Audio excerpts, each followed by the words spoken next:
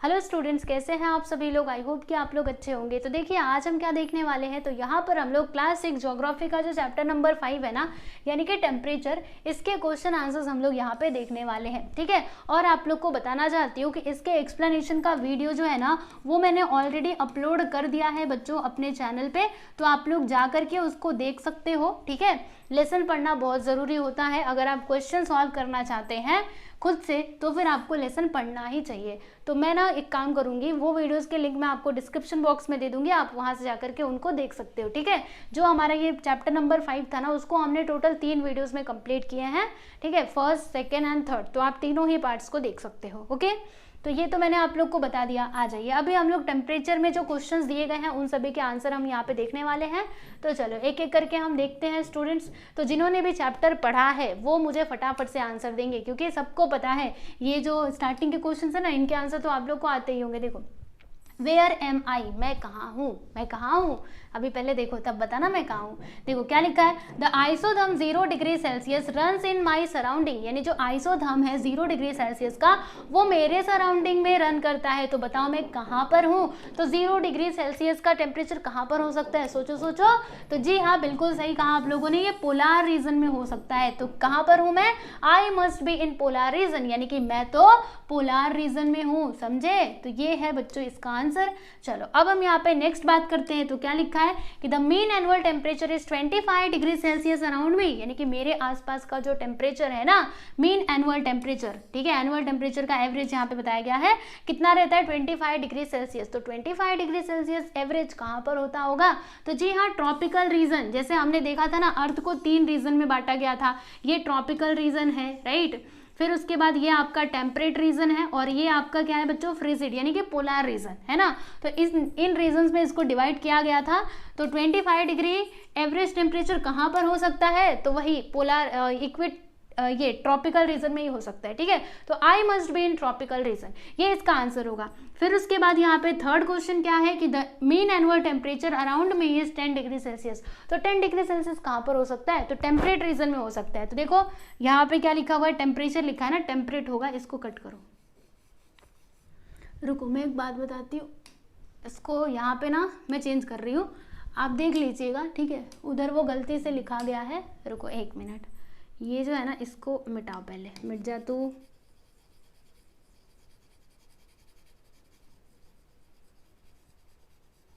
मिट गया ना पूरा।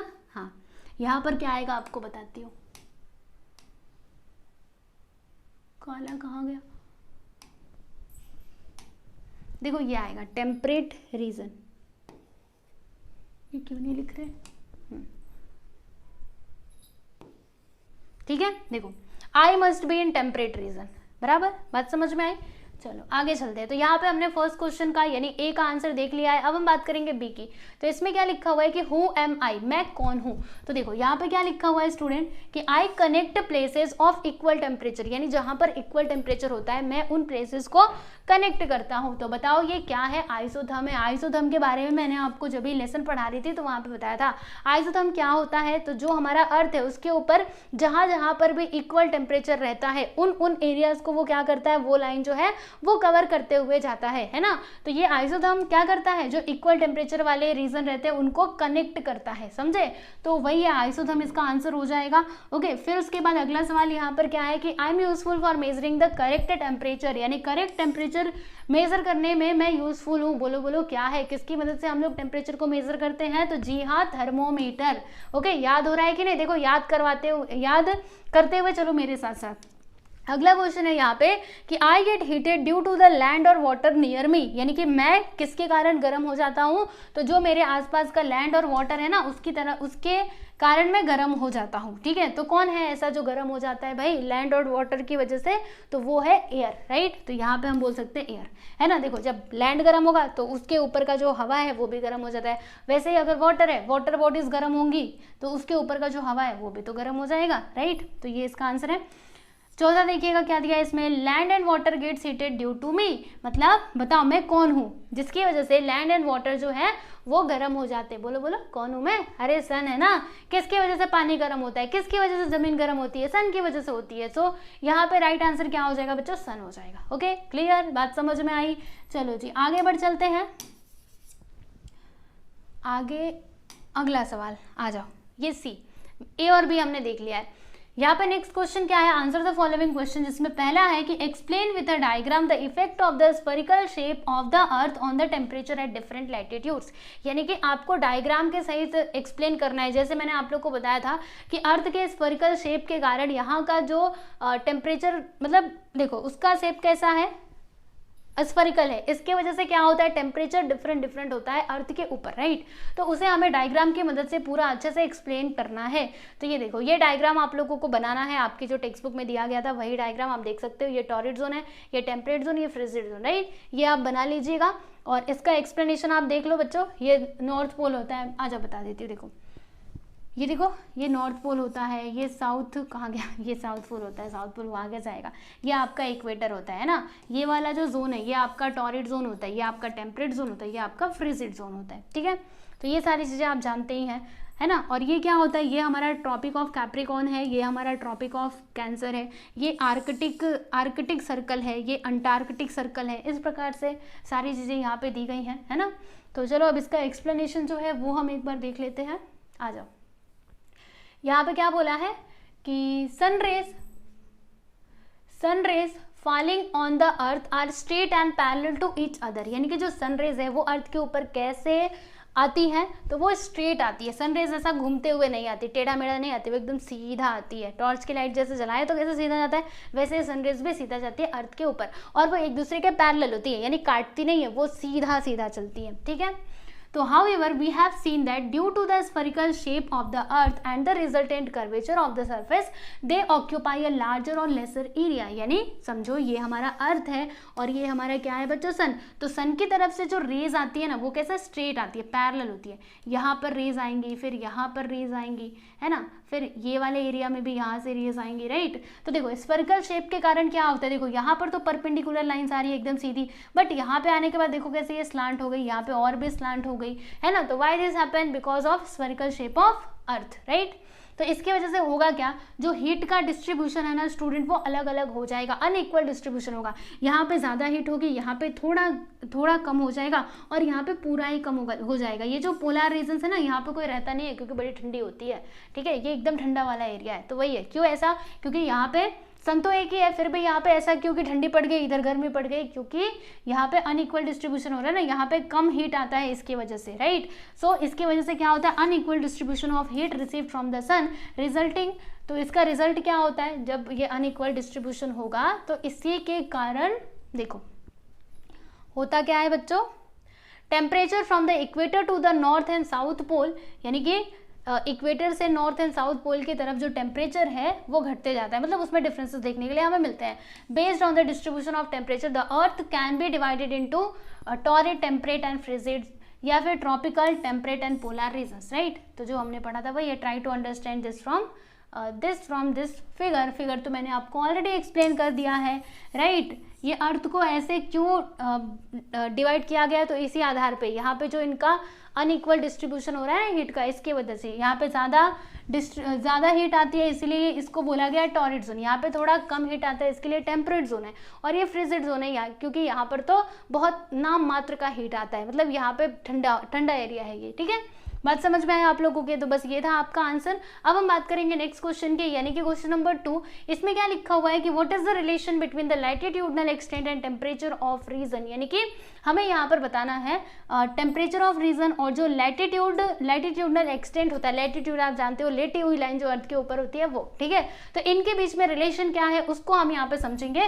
तो आंसर यहाँ पे देखो क्या दिया हुआ है कि latitudinal extent is the most important factor which influence the temperature of a region. Yes everyone, जो जैसे हमने देखा इक्वेटर क्या है, इक्वेटर आपका लैटिट्यूड ही है एक तरीके से। Tropic of Cancer, Tropic of Capricorn, ये सभी क्या है, ये सभी आपके लैटिट्यूड्स ही हैं, राइट। तो ये जो टेम्परेचर, किसी भी रीजन का जो टेम्परेचर है ना, उसमें मेन फैक्टर क्या होता है, लैटिट्यूड होता है, right. The region around the equator receives perpendicular sun rays, so the temperature is more around equator। Equator पे ज्यादा टेम्परेचर क्यों होता है, क्योंकि इक्वेटर के पास वाला जो रीजन है ना, वहां पे सनरेज कैसे पड़ती है बच्चों, परपेंडिकुलर पड़ती है, that's why it happens, right. As we move towards both the poles from the equator temperature goes on decreasing due to slanting sunrays, right. जब हम इक्वेटर से पोल्स की तरफ जाते हैं तो जो टेम्परेचर है वो कम होते जाता है, व्हाई, बिकॉज वो अनइक्वल डिस्ट्रीब्यूशन होता है ना, टेम्परेचर सन रेज का अनइक्वल डिस्ट्रीब्यूशन होता है, राइट। तो इसकी वजह से पोल्स की तरफ ठंडी होती है, तो जब हम इक्वेटर से पोल की तरफ जाएंगे तो हमें टेम्परेचर घटता हुआ मिलेगा। ओके, ये सारी चीज़ें हमने ऑलरेडी अपने लेसन में बहुत अच्छे तरीके से पढ़ा हुआ है। जो भी बच्चों ने पढ़ा होगा उनको तो समझ में आ ही रहा होगा, और जिन्होंने नहीं पढ़ा है उनको भी ये क्वेश्चन समझ में आ रहे होंगे, राइट। चलो अब हम यहाँ पे बात करते हैं अगला, क्या लिखा है कि what makes the isotherm run zigzag over Continental areas. Yes everyone, जैसे कि मैं आप लोगों को बताती हूँ, आ जाओ। हमने आइसोथर्म के बारे में देखा था और मैंने आपको बताया था कि जो हमारा साउथर्न वाला हेमिस्फीयर, मतलब साउथर्न वाला जो हेमिस्फीयर होता है, वहाँ पे हमने आइसोथर्म कैसे देखे थे, वो ऐसे सीधा सीधा जा रहे थे, यानी वहाँ पे ज़्यादा हमें ये वेरिएशन देखने के लिए नहीं मिल रहा था, इस प्रकार से जा रहे थे। लेकिन जो नॉर्थर्न हेमिस्फीयर था, यानी जहाँ पे कंटिनेंट ज़्यादा थे, वहाँ पे किस तरीके से ये मूव कर रहा था, ऐसे ऐसे करके, मतलब कहीं पे ज़्यादा कहीं पे कम, इस प्रकार से ये जिग-जैग जैसा मूवमेंट कर रहा था। तो क्यों ऐसा क्यों हो रहा है कि कंटिनेंटल एरियाज आने पे ये जिगजैग की तरफ, मतलब ये ऊपर नीचे हो जा रहा है, इसका रीज़न क्या है? तो आ जाओ हम यहाँ पे समझते हैं। इसको मैंने मिटा देती हूँ, ठीक है। देखो यहाँ पे क्या लिखा हुआ है कि temperature of continental areas vary as per their height from the sea level, as one moves higher up from the surface of continental areas the temperature of the air decreases. क्यों ऐसा होता है? क्योंकि वो कंटिनेंट है भाई, continent रहेगा तो वहाँ पे टेम्परेचर में आपको डिफरेंसेस देखने के लिए मिलेंगे ही, क्योंकि हमने पहले भी देखा था कि जो हमारा ज़मीन है ना, वो जल्दी से गर्म हो जाता है, जल्दी से ठंडा हो जाता है, लेकिन जो पानी है वो धीरे धीरे गर्म होता है, धीरे धीरे ठंडा होता है, राइट। तो ये इसका कारण हो सकता है। फिर यहाँ पे आगे देखिए, due to differences in the height of the continental areas the distance between the isotherm varies. ऐसा क्यों होता है? Height of the continental areas, right, इसकी वजह से ये होता है। ओके, बात समझ में आई? तो बस ये था इसका आंसर। आ जाओ, इसको मैं ना मिटा देती हूँ, याद कर लीजिएगा आप लोग, याद हो जाएगा, समझ करके पढ़ोगे ना तो हो जाएगा, चिंता मत करना। चलो अब हम यहाँ पे आगे चलते हैं। अगला क्वेश्चन, कितने क्वेश्चन है? बस ये लास्ट था, आई थिंक सो, सही है ना, लास्ट था ना, तो ये अगला क्वेश्चन है। अच्छा 1 मिनट रुको, तो ओहो ये इसी का पॉइंट है, मुझे लगा खत्म हो गया, पर ये एक और पॉइंट है, देख लीजिए। Vegetation cover, urbanization and industrialization also leads to diversity in the distribution of temperature. Thus, these factors also make the isotherm run zigzag over continental areas. Continental areas में ये zigzag क्यों होता है? तो इसके और भी फैक्टर्स हैं जो इसके लिए जिम्मेदार है। वेजिटेशन, वनस्पति, है ना, अर्बनाइजेशन, इंडस्ट्रियलाइजेशन, ये सारी चीज़ें। ओके, इनकी वजह से भी हमें टेम्परेचर में डिफरेंसेस देखने के लिए मिलता है, और अगर टेम्परेचर में डिफरेंसेस रहेंगे तो भाई ये आइसोथर्म ऐसे जिगजैग ही चलेंगे। ओके, बात समझ में आई आप लोगों को? तो देख सकते हो यहाँ पे हमने टेम्परेचर जो चैप्टर था इसके सारे क्वेश्चन आंसर्स कंप्लीट कर लिए हैं बच्चों। इसके पीडीएफ चाहिए तो ये आपको कहाँ पर मिलेगा? आ जाओ बता देती हूँ, ये अपने आप ही बंद हो जाता है अचानक से। देखो इसकी पीडीएफ, ये पीडीएफ अगर आपको चाहिए ना तो ये आपको यहाँ पर मिलेगा। जो हमारा ये ऐप है उसका लिंक जो है मैं आपको डिस्क्रिप्शन बॉक्स में दे दूँगी। महाराष्ट्र बोर्ड का ऐप है, राइट, उसमें ये सारी पीडीएफ अवेलेबल होती है, तो वो ऐप को आप लोग डाउनलोड कर सकते हो। डिस्क्रिप्शन बॉक्स में लिंक मिलेगा। डिस्क्रिप्शन बॉक्स कहाँ होता है? तो जो वीडियो चल रहा है ना वहाँ पे अगर ऐसे करके आप देखेंगे उधर होगा ऐसे ऐसे, ठीक है, जहाँ पे मैंने वो टाइटल वगैरह लिखा हो उस पर जब आप दबाएंगे ना तो वहाँ पे आपको लिंक मिल जाएगी, ठीक है। तो इस प्रकार से आप लोग ये ऐप को डाउनलोड कर सकते हो। इसके अलावा एक और ऐप है SK क्लास ऐप, ठीक है, इसको आप डाउनलोड कर सकते हो फ्रॉम प्ले स्टोर, क्योंकि यहाँ पे लाइव क्लासेस होंगे आप लोगों के लिए बहुत ही जल्द, और भी जो स्टडी मटेरियल्स है वो सारी चीज़ें भी यहाँ पे अवेलेबल हो जाएंगी। तो आप लोग हमारे ऐप को डाउनलोड कर सकते हैं, ठीक है बच्चों। तो ये वीडियो कैसा लगा आप हमें ज़रूर बताइएगा, और अपने दोस्तों के साथ भी शेयर कर सकते हो। बस ऐसे ही पढ़ाई करते रहिए अच्छे से, और मिलेंगे हम लोग नेक्स्ट वीडियो में। ध्यान रखिए अपना, ठीक है। चलो बाय एवरीवन।